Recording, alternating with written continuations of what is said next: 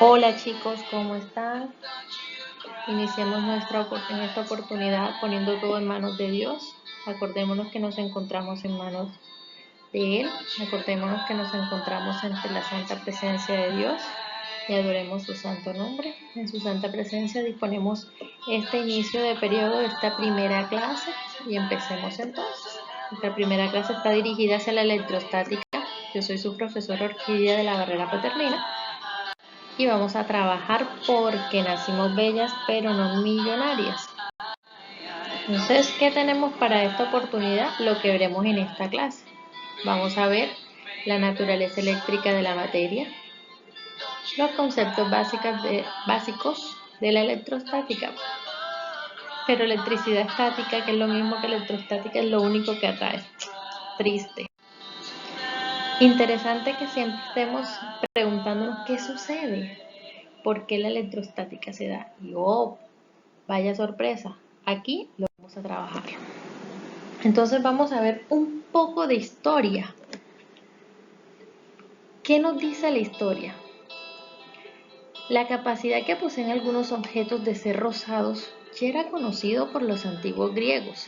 Como Tales de Mileto hacia el siglo VII, comprobó que al frotar ciertos cuerpos con un paño aparecían ciertas fuerzas inexplicables y que no eran mucho más intensas que el ámbar, en griego electrón.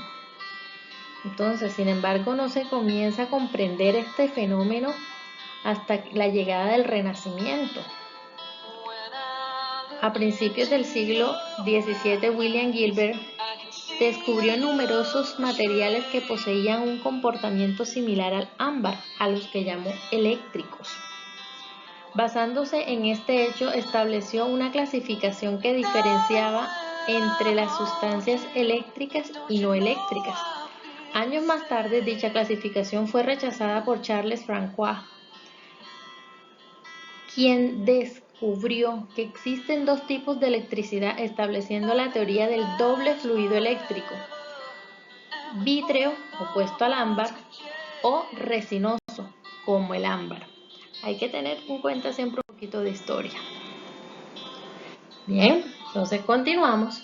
Por otro lado, tenemos que Benjamin Franklin hacia el siglo XVIII estableció que la electricidad era un fluido que puede encontrarse en exceso, a lo que él llamó carga positiva, o en defecto, lo que llamó carga negativa, estableciendo así que lo que se conoce como teoría del fluido eléctrico único. Sin embargo, ese mismo siglo, Michael Faraday determinó que Franklin estaba parcialmente equivocado y que la electricidad no se trataba de un fluido, sino de partículas con carga.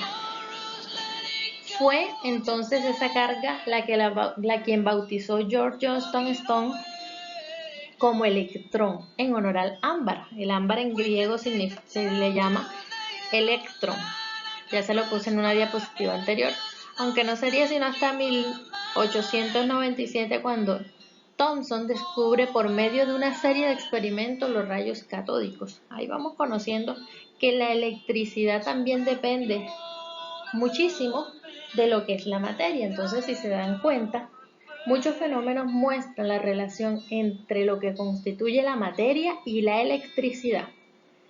Si bien es cierto, entonces vamos a ver lo que posteriormente reconoció el señor Ernest Rutherford, que encontró una partícula subatómica con carga opuesta al electrón y la llamó. En esta parte, aquí, cuando hablamos del electrón, el protón y el neutrón, y que se habla de la posibilidad de adquirir o de perder alguna carga, también debemos reconocer que tanto los electrones como los protones son partículas fundamentales y son portadores de la propiedad fundamental de la materia que se le denomina carga eléctrica.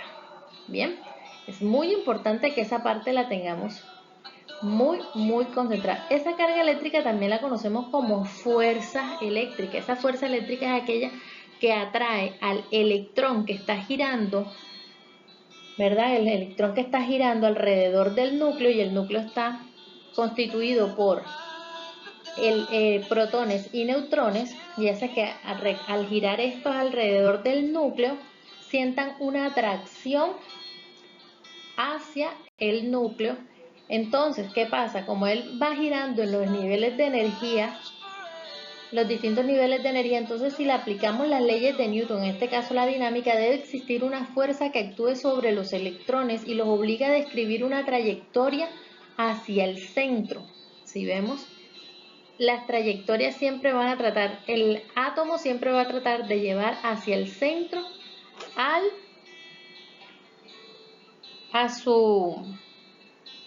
hacia el centro, o sea, de este punto hacia acá, siempre va a tratar el electrón de dirigirse. ¿Por qué? Porque el protón, este señor, perdonen, este señor, siempre va a tratar de estar atrayendo. Recuerden que tenemos dos características: cargas iguales se repelen, cargas opuestas se atraen. Si bien conocemos el protón es positivo y el electrón es negativo, ellos van a tender a atraerse. Entonces, ¿qué hace esto? Como el protón obliga al electrón a que se dirija hacia el centro, esa es la fuerza por la cual actúan los protones, y la interacción de protones y electrones se le denomina fuerza eléctrica. Debemos recordar que la fuerza eléctrica es capaz de vencer hasta la fuerza de gravedad, y esto ha sido objeto de numerosos estudios a través de la historia. Bien. Continuamos.